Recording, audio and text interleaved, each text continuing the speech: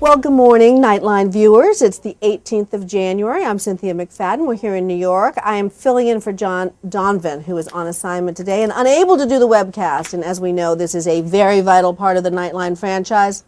I said I'd step in. So, I'm anchoring tonight. 3 funny, fabulous, interesting, ironic, maybe even important stories. So, we're going to talk about 3 stories. First, we're going to talk about oil. Texas tea, but in this case, it's all happening in North Dakota. The producer's over here. Where is he? Steve, tell us about this story. It reads like a novel. You can't quite believe it. It's sort of an amazing tale, huh? Yeah, it's great. We went to Stanley, North Dakota, and saw the oil boom that's going on there, and met up with John Warburg, who is a longtime farmer there of Durham wheat, and he's making a good profit now on the oil that's been found in his property. So he used to be growing wheat, now he's growing oil. Yeah. And the story though is that some people there have mineral rights, some people have surface rights. John has both, so he stands to make a good amount of money from that.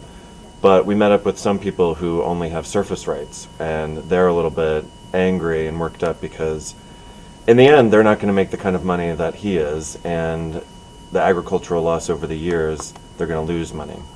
So it's a story about a new oil boom in this country, which we haven't seen in a while. Some people have said it sounds like the movie There Will Be Blood. Are there some similarities? Yeah. Well, you know what? I haven't seen the movie, so I'm not sure. But that's what we've heard. Yeah. Well, the other thing, there's a really ironic twist at the end. He's funding his kids' education in college. We won't tell you yet. You have to watch tonight to see why there's an ironic twist at the end of the piece. It sounds great. I'm looking forward to seeing it. Thanks a lot. Okay, so next, that's the lead block tonight. The second block, we're going to have a politics story. It's coming out of Washington, but our executive producer, James Golston, is the man to tell us about that one. Come this way. Oh, he's on the phone. He's gonna feign that he can't do it because he's on like an important phone call, but you come with me. Let's see what we can do. I just want to tell you, this is not your usual, this is not your grandma's politics story. It takes place in Las Vegas. Oh, look. Do you think he's really working or not? Let's take a look. It does. There's a camera now pointing at me. Hello. Hello. I'm on the phone. I know that. But this is television. This is the webcast. This matters. Right. Can you just tell us about the Nevada piece tonight? Because everybody else is in Washington. I'm on the phone. I know. Who are you talking to? I'll call you back shortly. All right. Thank you. Hello. The politics piece is not your grandma's politics story tonight, Mr. Golson. No. David Wright goes to Nevada on the trail of politics Vegas style, and finds politics Vegas style. He goes to see Dennis Hoff, Who is the owner of the Bunny Ranch, famous. Was this your idea? Brothel. Not my idea. Not your idea. Not my idea. Should we tell them about the special going on at the Bunny Ranch or not? You tell them, by all means. What is it? Isn't it if you hook? No, hold it. As he would say it. Yes, thank you. He's pimping for Paul. The Bunny Ranch is pimping for Paul. Is how he would style it. And if you pimp for Paul. If you pimp for Paul, 2 bunnies for the price of 1. If you walk in and say, I'm pimping for Paul, you get 2 bunnies for the price of 1. Yeah, that's the kind of high brand journalism we do here at Nightline. Thank you very much. We're going to, it has to be a Friday night story. You grant me that.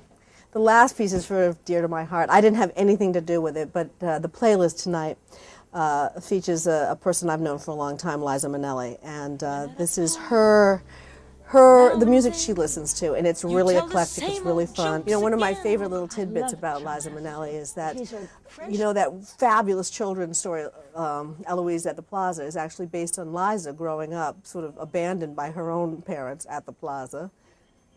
There she is. That's Deb Apton, producer of tonight's and many nights of the playlist. Yes. Deb, Liza Minnelli. This is Liza right here. Oh, you just got her. We just got video from her new performance. This is Clap Your Hands. This is from the Kay Warren review that she's now performing, and they just sent this to me. Oh, how great! So it's not in the piece yet, but you're going to add it in. This is going to be how we end the piece. So we always like to go out on their own performance. So this will be probably, you'll start to hear it under the last bite, and it'll come up full screen and then play over her last playlist. Now, Deb, have we ever told the viewers of the webcast your own personal story? Deb was a child star. Sing, dance. I did voiceovers. It was far from stardom. I don't know. Major trust fund this girl has now, Yeah, based right. upon her earnings as a child. No Liza Minnelli. Would I lie to you? No. Okay, well that was the webcast. Not as good as John can do it, but you know, you gotta work with what you got. It is Friday, so I hope you'll excuse my tone. It's been a tough week. I have to say 3 days in Michigan covering the primaries at the beginning of the week sort of did me in. So I'm a little goofy today, but that's Cynthia McFadden with the webcast over and out from New York. See you next week.